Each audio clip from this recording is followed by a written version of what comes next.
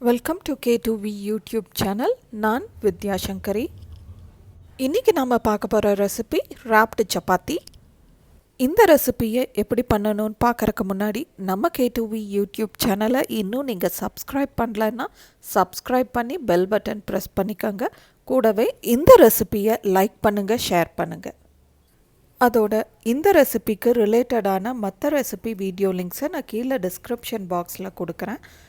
அந்த ரெசிபீஸையும் ட்ரை பண்ணி பார்த்துட்டு இந்த ரெசிபீஸ் எல்லாம் எப்படி இருந்ததுன்னு எனக்கு கமெண்ட் செஷனில் கமெண்ட் பண்ணுங்கள். இப்போது ராப்டு சப்பாத்தியை செய்கிறக்க ஆரம்பிச்சிடலாமா? முதல்ல சப்பாத்தி மாவு பனஞ்சிக்கலாம். அதுக்கு ஒரு குண்டால் கொஞ்சமாக தண்ணி சேர்த்திட்டு சப்பாத்திக்கு தேவையான அளவு உப்பையும் சேர்த்திக்கலாம். கூடவே 1/2 டேபிள் ஸ்பூன் அளவுக்கு கீ சேர்த்திக்கலாம். இப்போது உப்பு நல்லா தண்ணியில் டிசால்வ் ஆகிற மாதிரி நல்லா கலந்து விட்டுக்கலாம். உப்பு தண்ணியில் நல்லா கரைஞ்சதுக்கப்புறமா தேவையான அளவு கோதுமை மாவை சேர்த்தி ஒரு சாஃப்டான டோவாக பிணைஞ்சு எடுத்துக்கலாம்.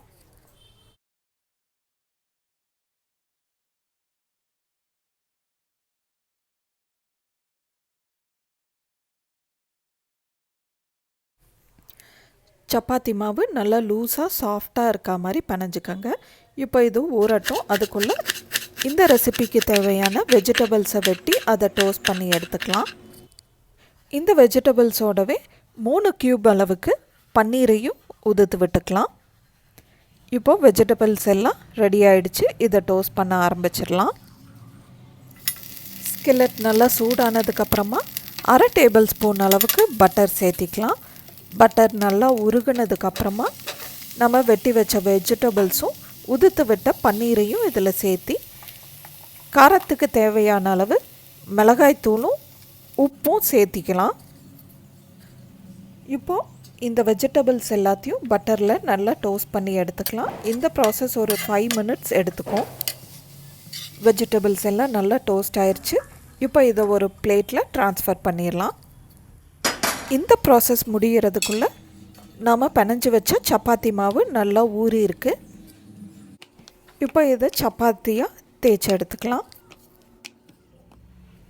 தேய்ச்ச சப்பாத்தி ரொம்ப திக்காகவும் இல்லாமல் ரொம்ப லேசாகவும் இல்லாமல் மீடியமாக ஆவரேஜாக தேய்ச்சி எடுத்துக்கோங்க. இப்போ சப்பாத்தியை 2 சைடும் கீ போட்டு நான் சுட்டு எடுத்துக்கிறேன். நான் இப்போ 2 சப்பாத்தி எடுத்திருக்கேன். இதோட சென்டர்லேருந்து எட்ஜு வரைக்கும் கட் பண்ணி எடுத்துக்கலாம். கட் பண்ணதுக்கப்புறம் சப்பாத்தி இந்த மாதிரி இருக்கும்.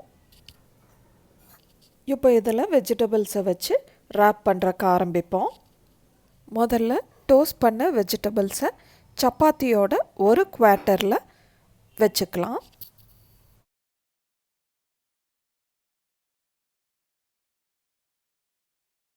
அடுத்ததாக 2வது குவார்ட்டரில் 2 டேபிள் ஸ்பூன் அளவுக்கு சாஸ் ஊற்றி அதை நல்லா ஸ்ப்ரெட் பண்ணி விட்டுக்கலாம்.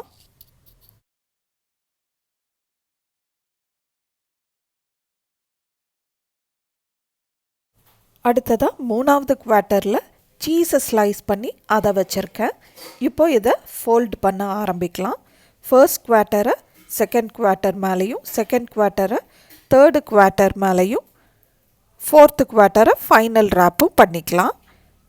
ராப் இப்படி தான் இருக்கும். இப்போ இந்த சப்பாத்தி ராப்பை டோஸ்ட் பண்ணிடலாம். நான் இன்றைக்கி இதை பட்டர் வச்சு டோஸ்ட் பண்ணுறேன். சீஸ் நல்லா மெல்ட் ஆகி சப்பாத்தி நல்லா கிறிஸ்பியாக வர்ற வரைக்கும் இதை டோஸ்ட் பண்ணிக்கலாம்.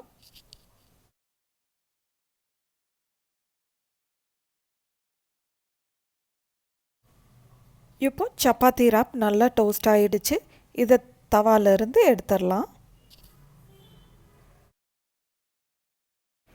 இந்த ரெசிபி எல்லா ஏஜ் குரூப்ஸ்க்கும் ரொம்ப நல்லாவே பிடிக்கும். இந்த ரெசிபியை நீங்கள் பிரேக்ஃபாஸ்ட் இல்லை டின்னர் இல்லை ஸ்நாக்காகவும் ட்ரை பண்ணலாம். சுட்ட சப்பாத்தியை திரும்ப பட்டரில் டோஸ்ட் பண்ணுறதுனால சப்பாத்தி நல்லா கிறிஸ்பியாக இருக்குது. அதோட டோஸ்ட் பண்ண வெஜிடபிள்ஸ், மெல்ட் ஆன சீஸ், அப்புறம் அந்த கெச்சப் எல்லாம் சேர்ந்து ரொம்ப ஜூஸியாக இருக்குது உள்ள ஸ்டஃப்பு. சப்பாத்தியோட கிறிஸ்பினஸும் உள்ள ஸ்டஃப்போட ஜூஸினஸும் ரெண்டையும் கலந்து சாப்பிடும்போது இந்த ரெசிபி வேறு லெவலில் இருக்குது. ஸோ நீங்களும் இந்த ரெசிபியை ட்ரை பண்ணி பாருங்கள். இந்த ரெசிபி எப்படி இருந்ததுன்னு எனக்கு கமெண்ட் செஷனில் கமெண்ட் பண்ணுங்கள்.